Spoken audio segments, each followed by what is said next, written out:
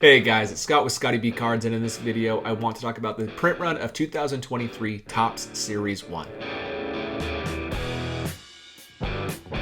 We always wonder, every year, how many more cards did Topps make versus last year? How many less cards did Topps make versus last year? Well, in this video, I will answer that question partially, but there's a lot of really interesting stuff going on at this print run that I did not see coming, and I think a lot of people did not see coming. So let's dive into this because it's not as clear as it once was. Once I saw the pack odds, it didn't quite all make sense, but I think I figured out what is kind of happening at this point. So right out of the get-go, I'm going to show you how I figured out the hobby box print runs of 2022 Topps Series 1. The reason I'm showing you this is because I want to show you the print increase of 2023 Topps Series 1 in comparison to this year's set from last year. The way that I can calculate the hobby box print run versus other print runs is because the hobby box is the only Topps Series 1 configuration with a specific parallel to that specific type of box. So in the hobby boxes, you have these clear acetate cards numbered to 10. They're really rare, only in hobby boxes. And so you can kind of get a gauge of how many cards of each player exist in hobby boxes, how many hobby boxes exist, and that type of a thing. It also lets us know how much of a print increase hobby boxes alone have had. So let's start this off. First thing we need to do is figure out how many clear cards exist. Even though there's 330 cards on the base checklist of 2022 Topps Series 1, only 100 of those 330 cards have a clear card. So there's 1,000 clear cards in all of the hobby products. Next up is we need to figure out how many base cards it takes to get a clear card. There's 14 cards per pack, and it's one in every 2,492 packs. That's what the back of the pack says it takes to pull one clear card. That means you get one clear card in every about 35,000 cards or so. So the next thing we need to do is just this little formula, 1 over 34,888 equals 1,000 over X. That gives us 34,888,000 total cards in hobby products. We then will divide that by 330 because that's how many cards are on the total checklist, and that gives us 105,000 of each base card in hobby boxes. A couple assumptions. I am assuming every single card in the box is going to be a base card. You know, if we're looking at every pack usually comes with a parallel. Sometimes it comes with a parallel and an insert, so that might be 12, but we're looking at every 14 cards being a base card. So it could be a little bit lower, but not by much. So now let's do 2023 Series 1 hobby box print runs. Right out of the get-go, it's the same situation. There's 100 clear cards and there's 10 of each of those clear cards for 1,000 total. We can see that it's a lot tougher to pull these per pack. We're now at 3,500 versus here 2,400. We're about 3,590 packs to pull a clear card. So now that's one in every 50,260 base cards in hobby boxes. Do the exact same formula, we get 50,260,000 total cards in hobby products, and that gives us 152,303 of each base card in hobby boxes, assuming every card in the pack is a base card. So when you see this, we went from 105,000 to 152,000 in hobby boxes. That is about 30% print increase, right? 50,000 more than last year. So that means that the print run is way up, but it's not. It's really not. It might be up. I don't think it's up 30%, and let me explain why. So here are the hobby odds for 2021 Topps Series 1, 2022 Topps Series 1, and 2023 Topps Series 1. What you see here is you'll see gold in 2021 is every 1 in 27 packs. The gold in 2022 was 1 every 38 packs, and the gold in 2023 was 1 in every 33 packs. So we see it go up, and we're actually seeing it become easier to pull gold cards again. So this is a very interesting thing to look at because this is saying that there's actually less of 2023 Topps Series 1 versus 2022 Topps Series 1. Over here it shows like a percentage increase. This isn't a percentage increase of the overall print run, but rather how much harder it is to pull one of these cards out of a pack. So between 2021 and 2022, it was an increase of about 40%. You can see across the board is about a 40% increase everywhere besides the black parallels, and that's because they're a hobby and a jumbo box exclusive. So they're only in hobby products, but only in the hobby and jumbo boxes. But everything else is pretty significant, including the clear was a 30% increase. What we're seeing this year between 2022 and 2023, we're actually dropping by about 12% across every single type of card aside from clear and black. And those are hobby product only cards and parallels again. So what does this say? This is saying that the clear is claiming that the print run for this set is up about 30%, right? Or 30 to 40%, whatever it is. And the black is saying it's also up, but these green numbers are saying that it's down. So is the print run down or is it up? And that's a question that I have some ideas of why this is happening. The overall increase I do want to show between 2021 to 2023 is still pretty significant, but it's actually dropping back down to a moderate level, which is great. But let's take it one step further. Let's look at the jumbo boxes. Look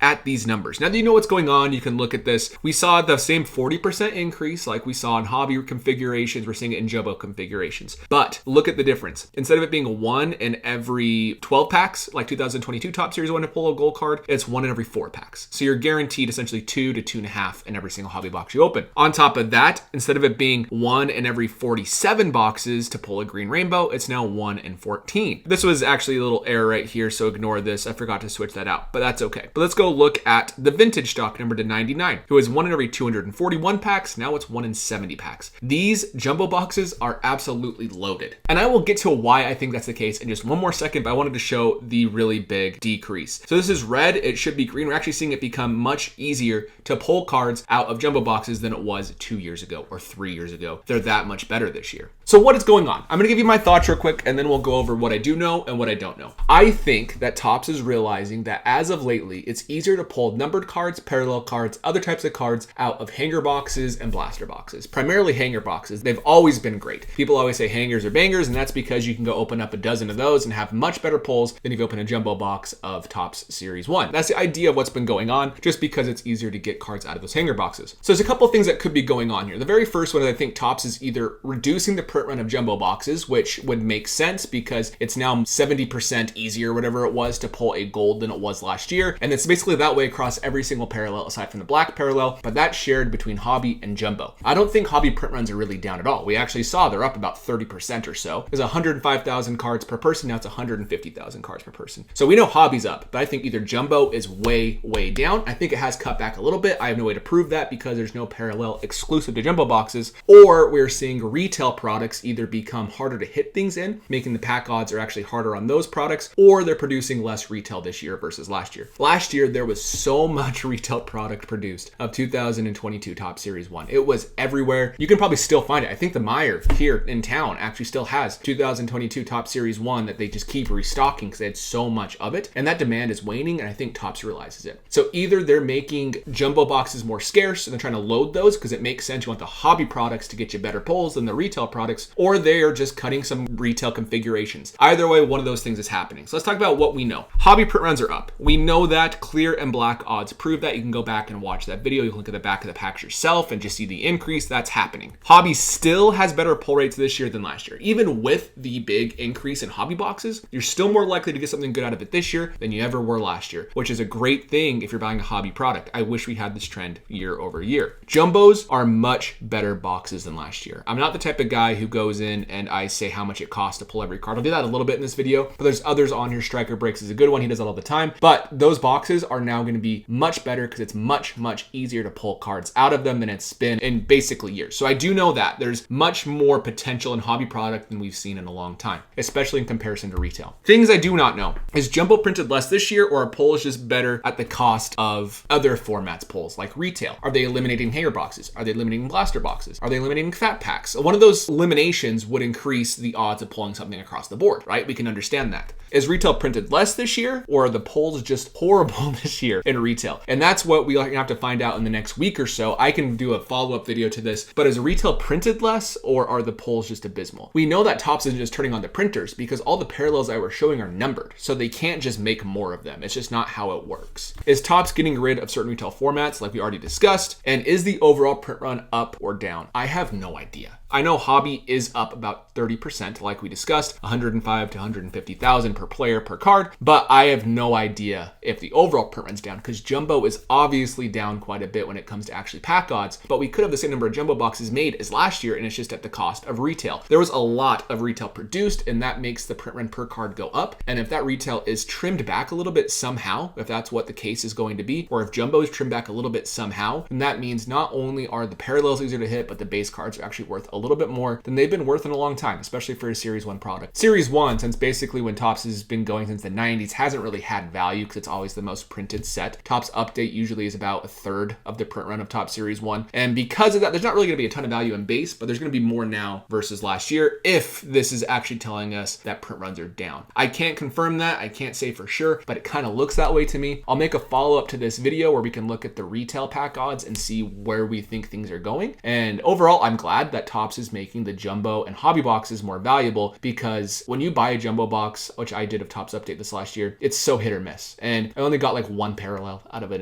$120 jumbo box, and your autograph's usually not good. It's just tough when you could seriously go buy 10 hanger boxes for $12 a piece and pull 3, 4, 5, 6, 7 times the number of parallels out of those boxes. And so for that purpose, it's interesting what Topps is doing. I don't know if it's good or bad yet, but overall, I like the shift of making the more expensive hobby products more valuable. I'm not saying that I'm glad retail might be tougher. I don't know if that's the case or if there's just going to be less of it, but overall, it seems like a pretty good move that we're seeing pull odds become better. That's something we haven't seen for 2 or 3 years now at this point. One thing I do want to say is that they did introduce those new super short prints of the golden moments or the golden back cards that they have for every single player in the set, but that is essentially just another parallel. That's just them introducing another parallel. It's not going to affect the print runs this much. That's just not how this would work. So I'm not really feeling like that's the consequence or the what's going on, because we saw earlier in 2022 when they introduced more parallels, every other parallel still went up. So I don't think that's the case, but overall, I think everybody can be on board with more pulls out of packs, especially because they've been so bad lately. Let me know in the comments below if you disagree with me, agree with me, what else might be affecting this and what your thoughts are. And other than that, I will see you in the next video.